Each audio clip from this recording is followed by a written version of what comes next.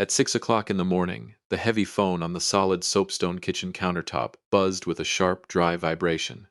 I was sitting there alone in the silent, freezing dawn, watching the gray Puget Sound fog slowly crawl across the timber deck of the home I had built with my own hands.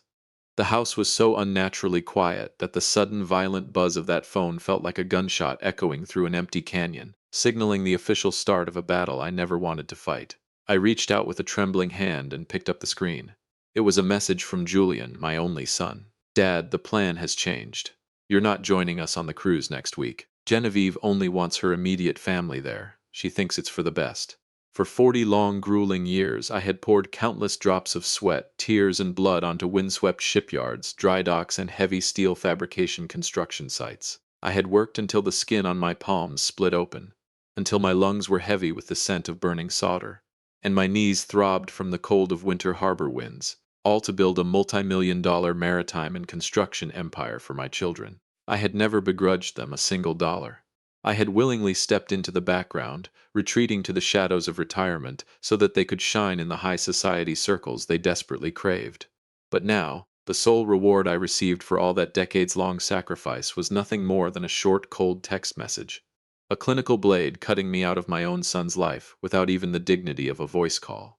Betrayal, as I have learned the hard way, always begins with the very people you trust the most. I looked out the bay window, watching the cold Pacific Northwest rain begin to lash against the glass. Welcome back to Whispered Truths.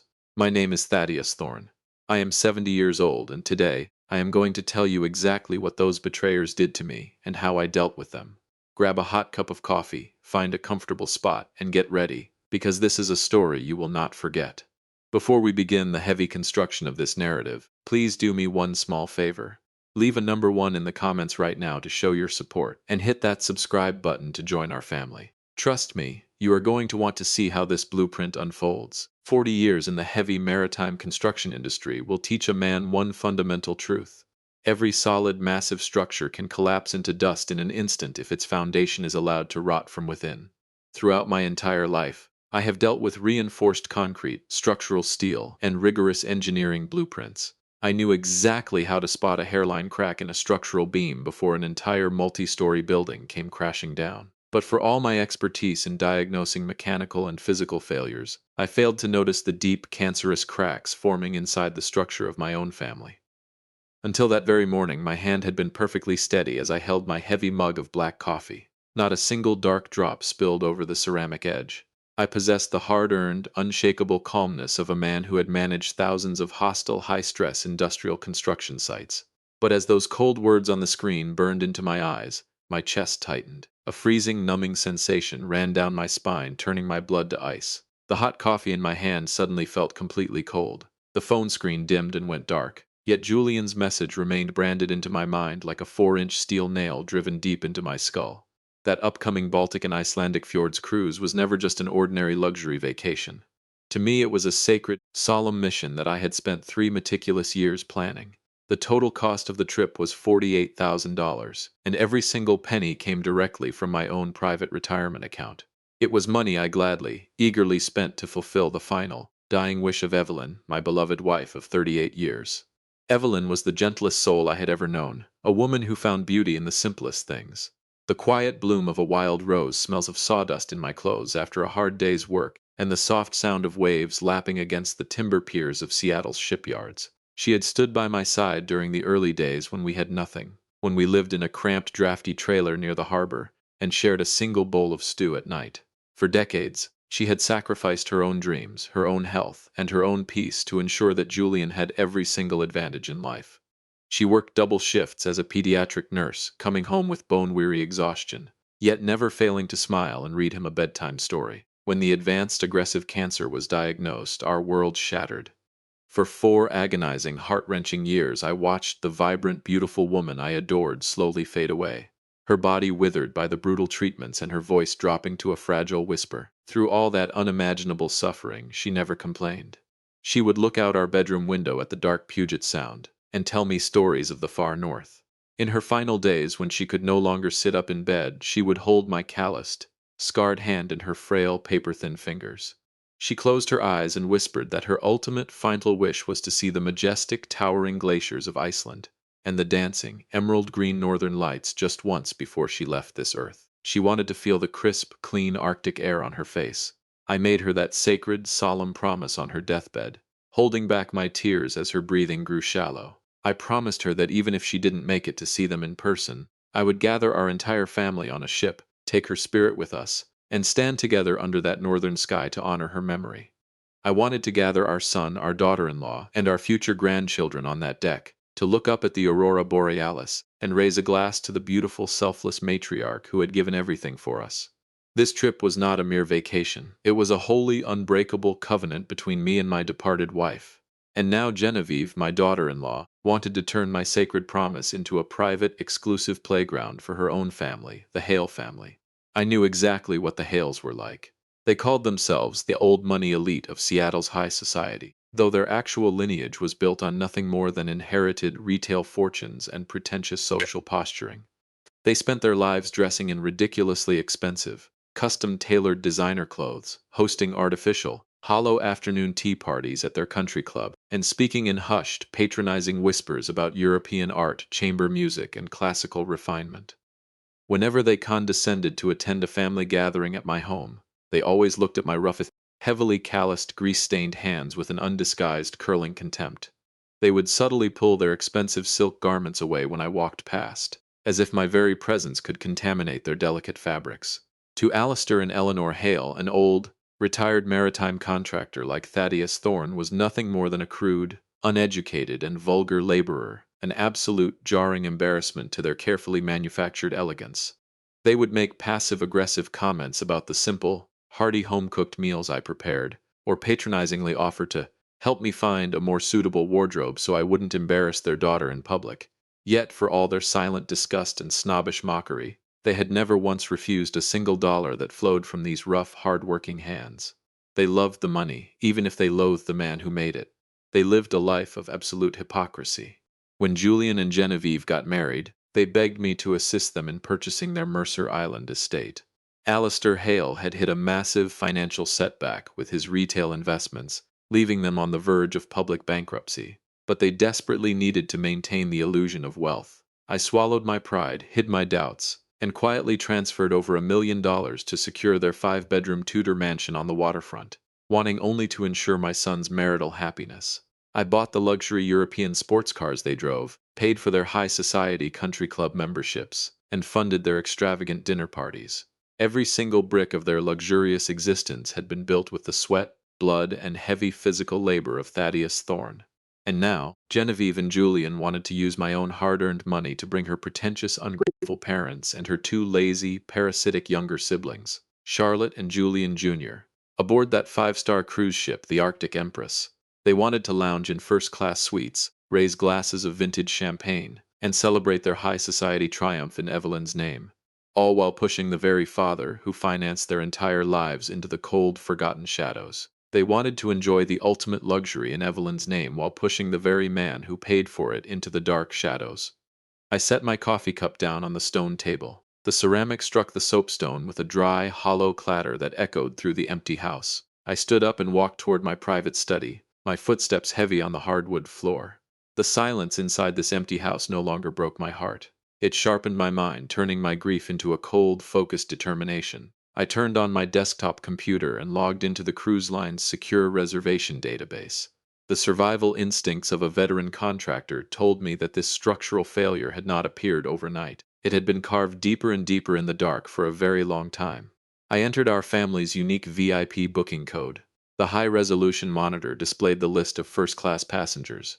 My calloused finger moved slowly from one name to the next. Julian's name was there. Genevieve's name was there. Her parents, Alistair and Eleanor Hale, were there. Her younger brother and sister were there. I scrolled up and then I scrolled back down, my mind going completely blank for a moment. My name, Thaddeus Thorne, the owner of the credit card that had paid the entire $48,000, was gone. It had been erased cleanly, neatly, without a single trace. Someone had tampered with the booking database to remove my name with surgical, cold-blooded precision. They honestly believed that a 70-year-old retired builder would do nothing but cry, withdraw into his grief, and quietly accept his pathetic fate after being cast aside by his own flesh and blood. They thought I was an old, crumbling block of concrete that could easily be crushed beneath the weight of their arrogance. But they made a fatal error in their structural calculations. When you decide to demolish a load-bearing column of a building, you had better be prepared for the falling bricks and heavy dust to bury you alive. I clicked on the transaction logs and the linked account details. As the first lines of secure database code appeared on the screen, my eyes narrowed. A conspiracy far more disgusting, far more sinister than simply stealing a vacation was unfolding right before my eyes. The blue glow from the heavy computer monitor shone directly into my eyes. In the dark study, the numbers stared back at me with the cold, unyielding precision of measurements on a flawed engineering blueprint. My name had indeed been surgically erased from the crew's reservation system. In its place were four names belonging to the Hale family: Genevieve's arrogant parents, Alistair and Eleanor, and her two lazy younger siblings, Charlotte and Julian Jr. They had inserted their own names with a shameless, vulgar greed that made my blood run cold. These were the people who always dressed in expensive designer clothes, who never stopped talking about high-end art and European refinement. They looked down on my working-class background, treating me as if I were a common peasant. Not once had they ever looked me in the eye when greeting me in my own home. Yet now, they were preparing to step onto the polished deck of that five-star cruise ship, raise crystal glasses of premium champagne, and admire the majestic Icelandic glaciers under the northern lights. All paid for by the money earned with these scarred, oil-stained hands of mine. The initial pain of being cast aside by my own son quickly disappeared, burned away by a cold, frightening clarity. I had spent my entire life managing massive construction sites where a single moment of emotional hesitation could cost a worker their life, or bring down $1 million project. I wasn't angry. When you discover that a heavy steel beam has rusted through, getting angry at the steel is completely pointless. You don't scream at the metal. You find the root cause of the failure. You calculate the load-bearing stress, and you fix it. I moved the computer mouse, digging deeper into the reservation change history. The data logs showed that the reservation had been modified exactly 48 hours earlier. The security credential used to authorize the change was the online account I had trusted Julian to manage for our family's maritime equipment business expenses. My own son, the boy I had held in my arms when he was a baby, had personally signed the electronic authorization order to remove his own father from the trip of a lifetime. He had joined forces with his manipulative wife to turn the sacred promise I made to Evelyn into a cheap, sycophantic gift meant to impress his arrogant in-laws. This betrayal wasn't some administrative mistake or an accidental oversight. It was deliberate, pre-planned sabotage. They had calculated every single step, thinking I was old, slow, and technologically illiterate. They assumed I wouldn't discover anything until they were already comfortably aboard the ship, sipping champagne in the middle of the Atlantic Ocean, far beyond my reach. But they had severely underestimated a 70-year-old heavy construction contractor. I had built dozens of skyscrapers and massive marine dry docks from empty mudflats. I knew exactly how to deal with thieves who siphoned resources from a project. I continued scrolling down to the linked bank accounts section to review the prepayments for the onboard VIP services. That was when another series of numbers caught my eye, sending a sharp, cold spike of adrenaline through my veins.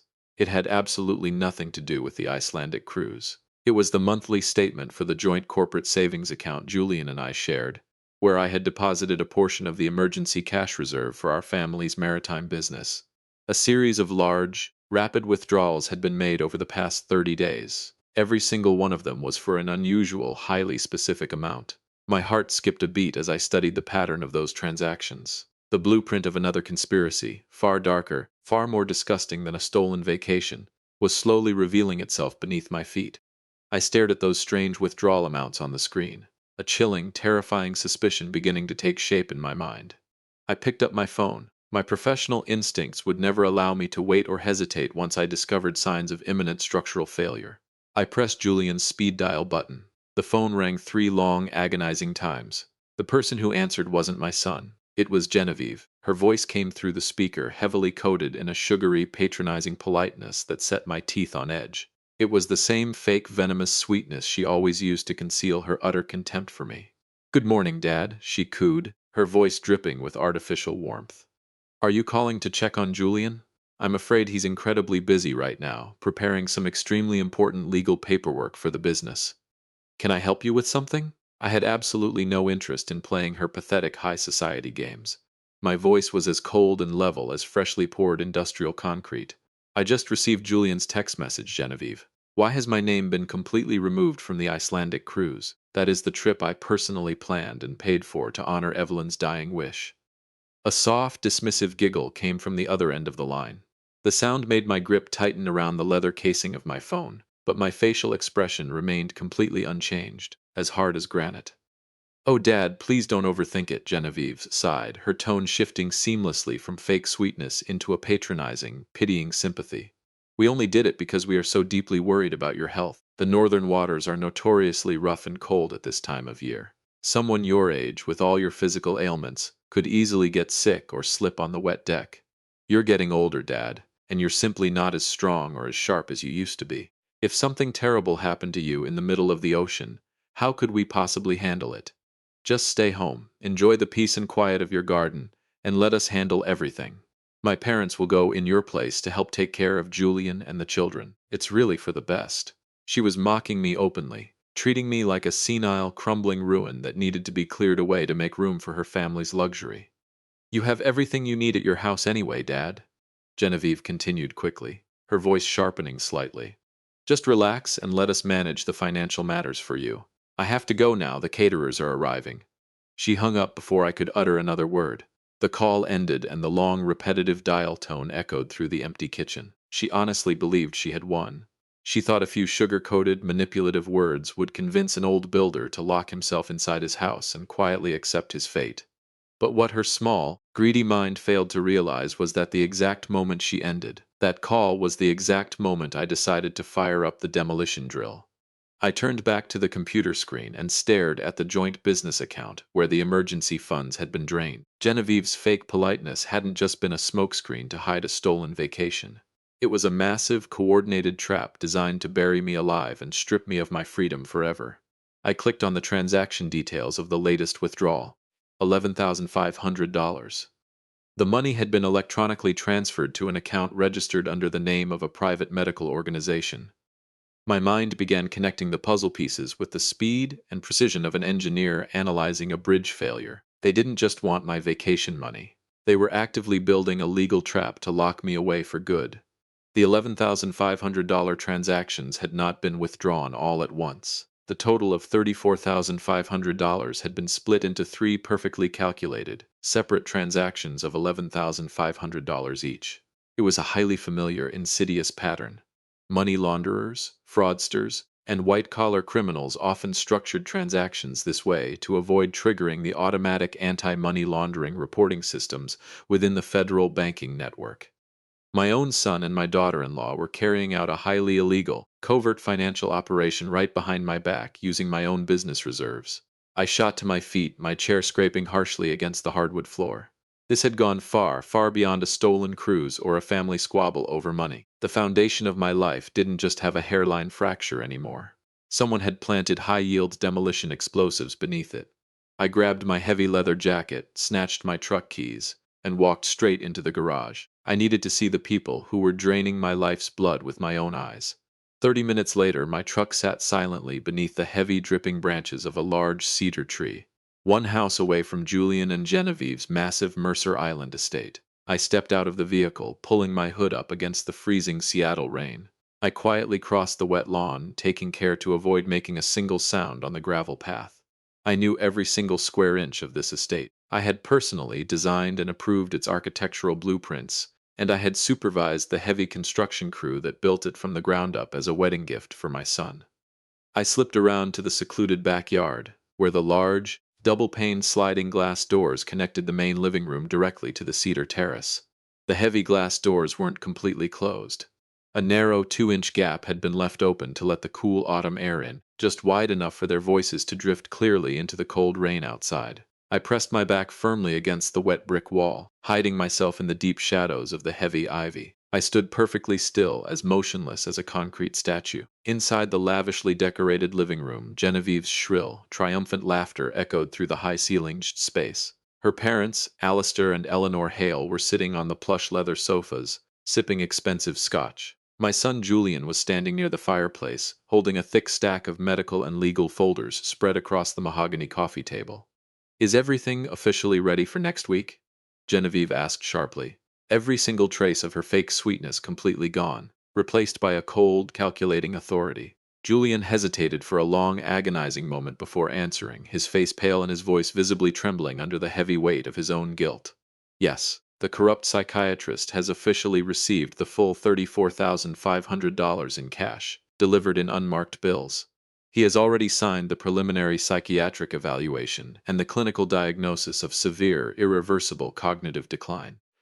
Next week, while we are comfortably out of the country on the cruise and Thaddeus is left alone in his house, our high-priced legal counsel will officially submit the emergency petition for involuntary guardianship to the state probate court. By the time he realizes what is happening, the legal machinery will already be in motion, and he will have no recourse.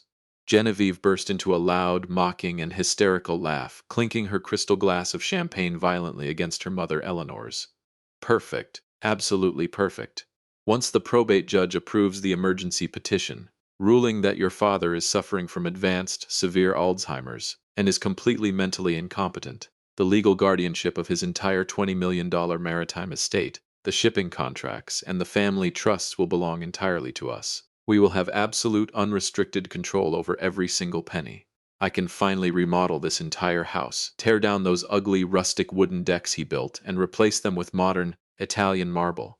Charlotte, Genevieve's lazy younger sister, chimed in with a greedy smirk. And I want his vintage luxury watch collection. He has those rare maritime chronometers that are worth a fortune. He doesn't need to know what time it is in an asylum anyway. Julian Jr., her arrogant younger brother, laughed, pouring himself another glass of my expensive scotch. And I'm taking his custom-built cabin cruiser. I've always wanted a luxury boat to host my college friends on Lake Washington. That old man is too senile to sail it anyway. It's a waste to let it sit in the marina. Alistair Hale let out a dry, smug chuckle, swirling the amber liquid in his glass, his eyes gleaming with absolute triumph. That senile old grease monkey will spend the remaining years of his miserable life locked inside the high-security, locked ward of a private psychiatric care facility in eastern Oregon. He'll never be able to interfere in our social standing, embarrass us in front of our high society friends, or touch his money again. It's a clean, flawless sweep, Julian. You finally acted like a real man today. My hand tightened against the rough, cold brick wall of the mansion. My fingertips throbbed with a sharp, physical pain as the brick dug into my skin, but my mind had never been clearer or more focused. The final layer of illusion had been brutally stripped away. My own son, the boy I had raised alone, the child I had sacrificed my own youth and health for, was actively using my own hard-earned business money to bribe a corrupt psychiatrist. They were buying a lifetime psychiatric death sentence for my freedom. They wanted to lock me inside an asylum so they could steal the $20 million maritime legacy I had spent 40 years building with my bare hands. I slowly stepped backward, retreating into the cold darkness of the rainy garden. I wasn't shaking. Not a single tear fell from my eyes. The agonizing heartbreak of a father had completely hardened, transforming into a block of ice-cold, unyielding steel inside my chest. They believed they were dealing with a weak, easily manipulated, 70-year-old retired laborer. But they had forgotten who I truly was. I was Thaddeus Thorne. I was a master builder. I knew exactly how to construct massive structures, and I knew exactly how to demolish a rotten, compromised building down to its very foundation. I walked back to my truck, climbed into the cabin, and closed the door. I pulled out my phone and dialed a private number I hadn't called in 15 years. The phone rang once before a gravelly, sharp voice answered.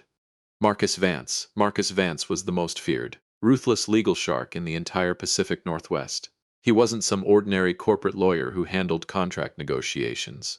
He was a legal predator who specialized in high-stakes, brutal commercial and property disputes. If you wanted to clear a construction site of squatters or completely destroy a corrupt competitor in court, you called Marcus Vance. Marcus, I said, my voice dead silent, carrying the heavy, suffocating weight of a concrete block. This is Thaddeus Thorne. I need a demolition permit. I was sitting in Marcus Vance's high-rise office at 2 o'clock that same afternoon.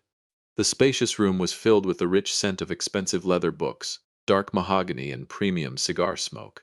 Through the floor-to-ceiling windows, the gray, rainy Seattle skyline looked like a charcoal drawing. Marcus sat behind his massive desk, his sharp, predatory eyes studying the bank statements and the small, digital voice recorder I had placed in front of him. I had recorded every single syllable of the conversation I had overheard at the Mercer Island estate. Marcus didn't say a single word for 10 long minutes. He put on his gold-rimmed reading glasses and flipped through the financial records. his face completely expressionless. The soft, rhythmic rustling of the paper was the only sound in the silent room. Finally, he took off his glasses, set them on the desk, and looked me straight in the eye with the cold, calculating gaze of an apex predator. "They are playing an incredibly dangerous game, Thaddeus," Marcus said, his voice a low, gravelly rumble.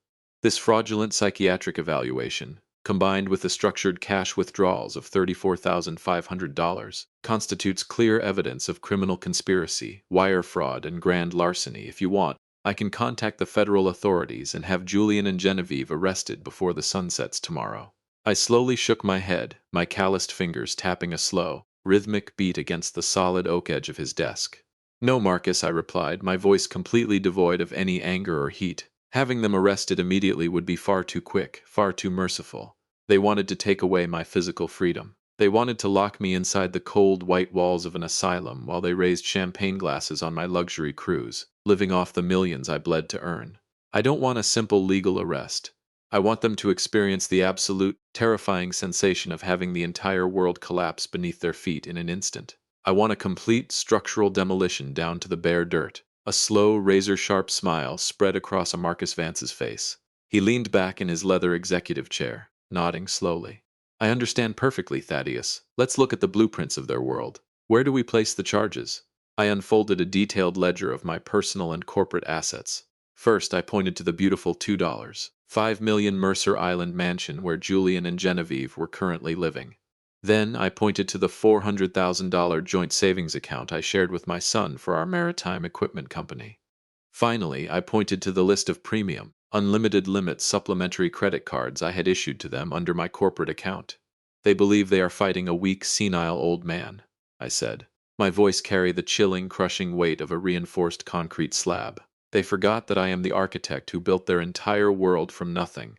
I personally laid the foundation that supports their unearned luxury and their high society arrogance.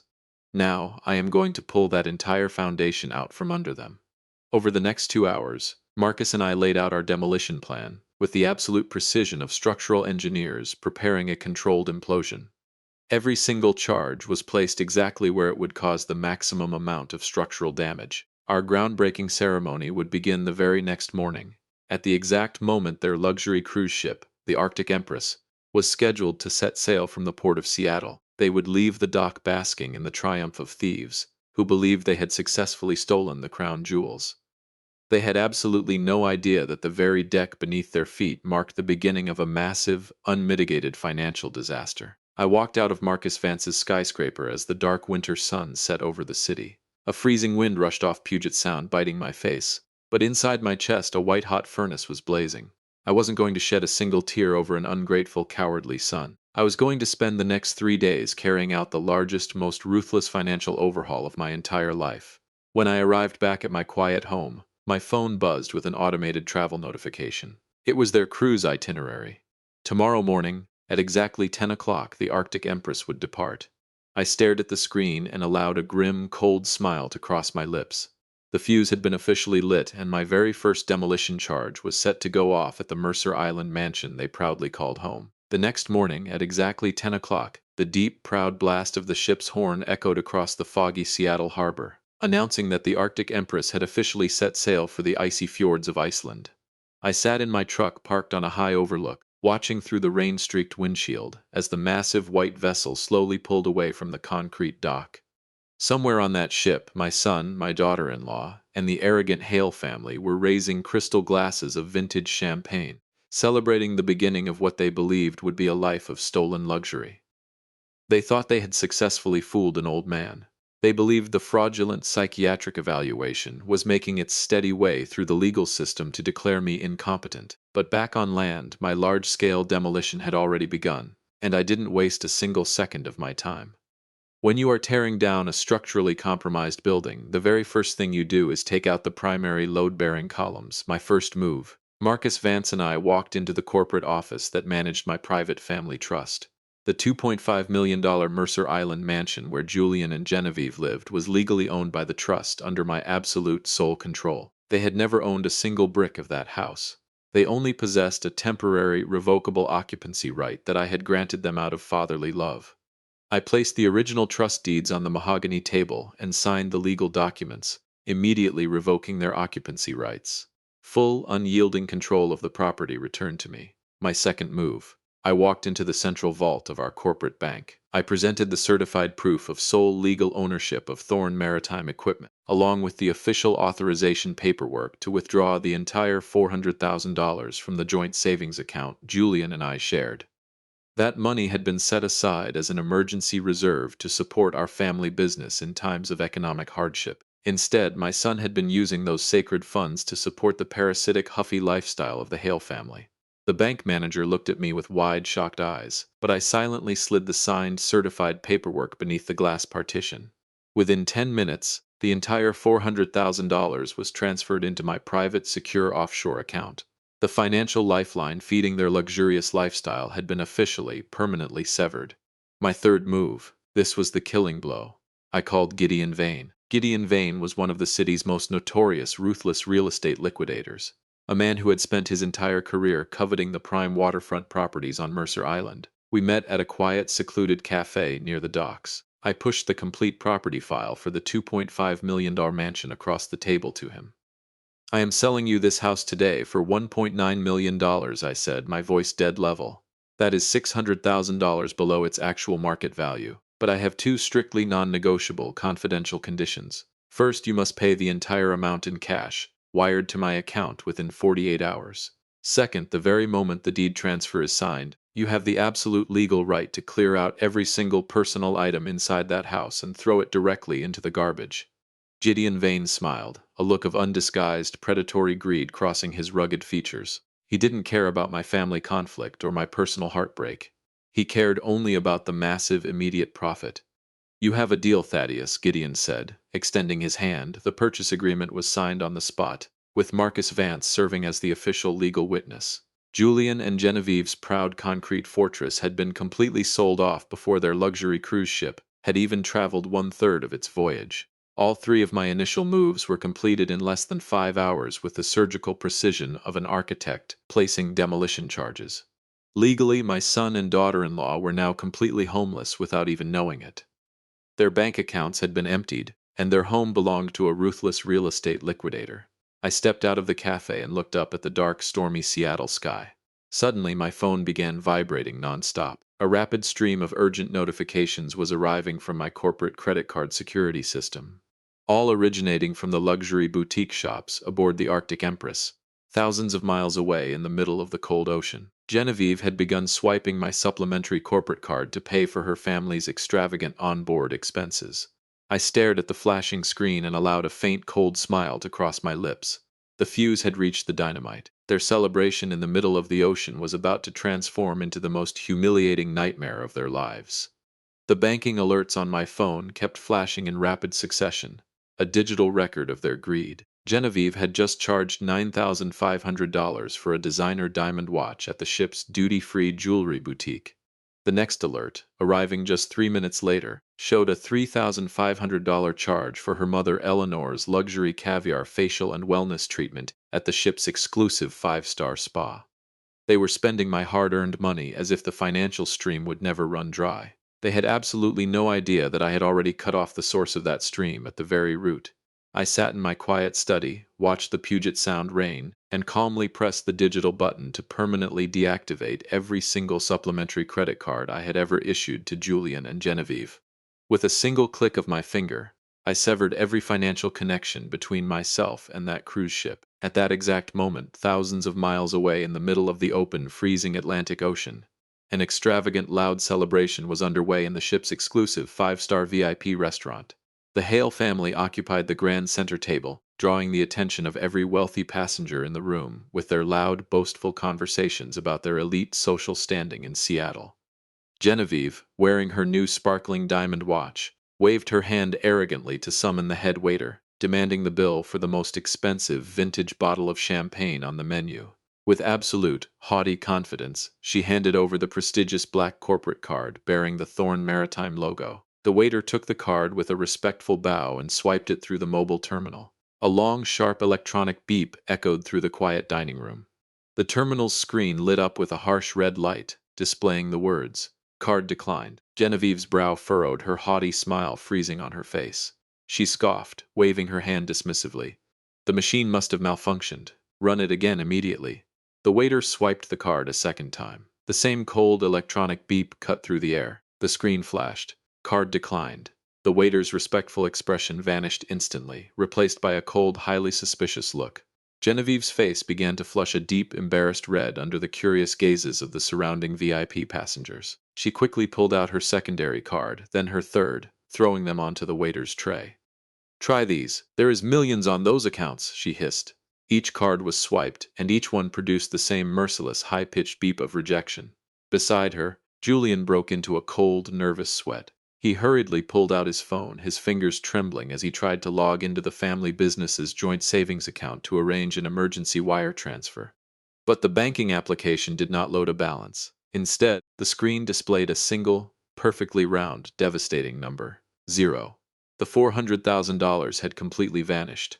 The Hale family's carefully manufactured pride collapsed in an instant before hundreds of wealthy, whispering passengers. The very looks of snobbish contempt they had always directed toward my rough, working-class hands were now fixed squarely upon them.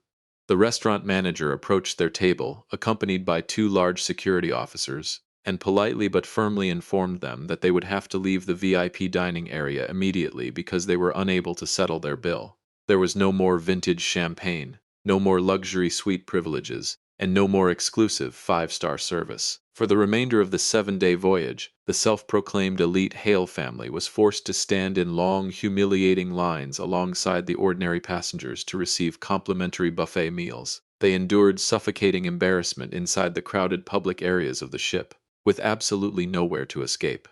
They were trapped in the middle of the cold, endless ocean, surrounded by the very people they had spent their entire lives looking down upon. I looked over the daily progress report Gideon Vane had sent to my private email. The clearing of the Mercer Island mansion had been officially completed. A cold, quiet smile crossed my face. Their humiliation in the middle of the Atlantic Ocean had been nothing more than a light appetizer.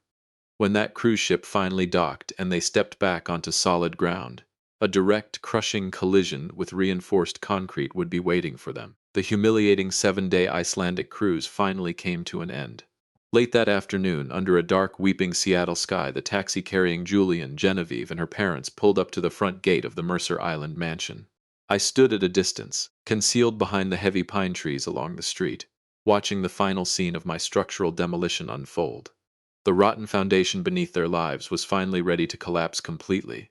Genevieve stepped out of the taxi first, her face pale, exhausted, and completely stripped of every single trace of the haughty pride she had carried, before spending an entire week standing in the public buffet lines. Her parents dragged their heavy designer luggage behind them, grumbling and complaining non-stop about the chilly weather. Julian followed silently, looking like a hollow shell of a man who had lost his very soul. But the moment they reached the heavy iron security gate, the entire family froze in absolute terror. The familiar electronic security keypad had been completely removed, replaced by a high-security, smart commercial lock. Fastened directly to the iron bars was a large, bright red legal notice from the new owner. Vane Real Estate Liquidators, the house no longer belonged to them. What is this?" Julian stammered, his hand shaking as he touched the cold metal of the lock. Genevieve let out a high-pitched, hysterical scream, completely losing control of her emotions. She rushed forward, pounding her fists violently against the iron gate. "Julian, open the gate! Enter the code! What is happening to our house?" Julian's trembling fingers tried to enter their old security code on the backup keypad, but the screen only flashed red, sounding a loud, repetitive warning tone. Panic spread across the faces of every single member of the greedy family. And then Eleanor Hale suddenly pointed toward the wet sidewalk a few yards away, and let out a horrified, strangled shriek. Beside the large green garbage bins, every single one of their personal belongings had been piled into a massive, chaotic, muddy heap on the wet grass. Genevieve's expensive designer dresses, Julian's luxury shoes, Eleanor's imported cosmetics, and their high society home decor. Everything had been stuffed carelessly into torn cardboard boxes and black plastic garbage bags, completely soaked by the falling rain. Mounted directly above the pathetic pile of their life's vanity was a large, handwritten sign written in thick black permanent marker. "Free stuff. Help yourself." A crowd of local passers-by and construction workers from a nearby site had already begun gathering around the pile. They whispered to one another, laughing, before they began actively picking through the expensive belongings. Don't touch my things! Genevieve screamed, charging toward the crowd in a state of absolute manic frenzy. She looked like a wild animal, her hair disheveled, her expensive coat stained with mud as she tried to snatch a damp designer handbag from the hands of a confused stranger. It was the ultimate, absolute public humiliation. The Hale family's carefully manufactured elegance and social standing were buried beneath the dirty puddles of a Mercer Island sidewalk. The moment Eleanor and Alistair saw the pathetic spectacle, they didn't run to help their daughter. True to their selfish nature, they immediately backed away, wanting absolutely no part of the public embarrassment. Without asking a single question or saying goodbye, Alistair hurriedly flagged down a passing taxi. They loaded their own luggage into the trunk, rolled up the windows, and abandoned their own daughter and son-in-law in the middle of a laughing crowd. Julian collapsed onto his knees on the wet asphalt beside the wet cardboard boxes, burying his face in his hands as he wept. He had lost his home, his money, his career, and the very last shred of his dignity. I climbed back into my truck, turned the key, and slowly rolled up the window. Genevieve's hysterical screams gradually faded into the distance until they disappeared entirely. My structural demolition was complete. Now, there was only one single final brick left to place before my entire blueprint of retribution was complete. I looked down at my phone as Julian's name began flashing nonstop across the digital screen. I paused for a moment, letting the phone ring, before I calmly pressed the accept button. My son's voice came through the speaker, trembling, broken, and choked with absolute raw panic, nearly drowned out by the heavy background noise of the Mercer Island traffic. Dad, what is happening? Julian sobbed, his voice cracking with desperation. Our house is gone, the money is gone, we have nothing left. Dad, please, where are you? We need help. I was sitting comfortably in the quiet, spacious international terminal of the Seattle-Tacoma Airport. The overhead public address system was calmly announcing that my first-class flight to Paris and the European countryside was about to begin boarding. I looked out the massive glass windows, watching the heavy jets taxiing across the wet runway. My voice was as still and calm as a deep, windless lake. I don't have Alzheimer's, Julian, I said quietly, but I did have an awakening that changed my life forever. A deadly, suffocating silence fell over the other end of the line. Julian had absolutely no words left. He finally, completely understood who had orchestrated the flawless, total demolition of his entire world. The $34,500 you withdrew from our joint account to bribe that corrupt psychiatrist was your biggest mistake, Julian, I continued, each of my words striking with the force of a heavy sledgehammer against a structural steel beam. Every single piece of evidence of your criminal conspiracy, the fraudulent medical records, the bank logs, and the voice recording of your conversation at the mansion, was personally delivered to the federal authorities and the FBI by Marcus Vance this morning. Your primary focus right now shouldn't be finding a place to sleep tonight, son. It should be finding an exceptionally good criminal defense attorney. I ended the call. I had absolutely no desire to hear another pathetic excuse, a hollow apology, or a desperate plea for mercy. Every single opportunity they had been given to do the right thing, to show a shred of gratitude or basic human decency, had been rejected with contempt.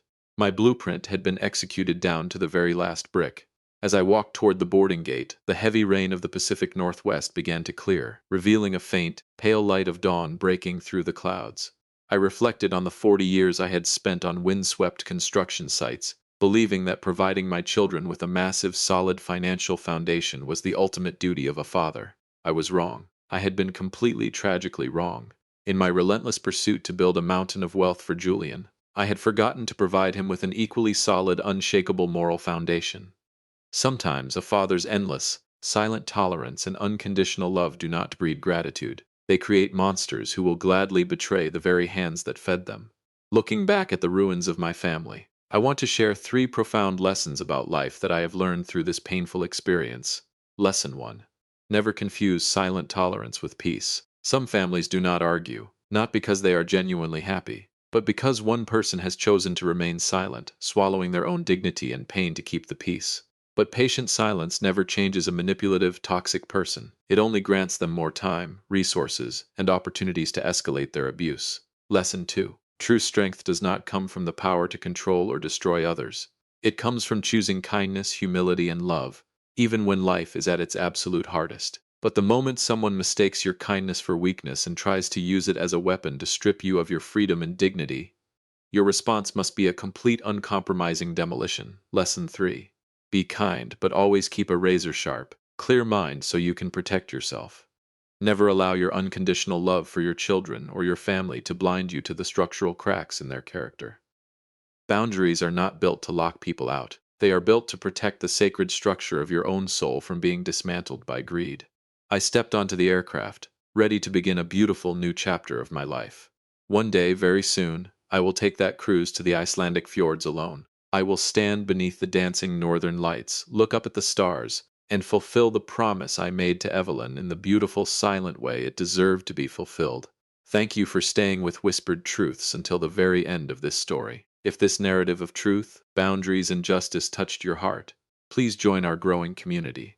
Hit that like button, subscribe to the channel, and share this story with someone who needs to hear it. And as always, leave a comment with the number 5 so I know you've watched this far, along with the name of the beautiful city you are watching from. Thank you for being a part of this community. I will see you in our next story.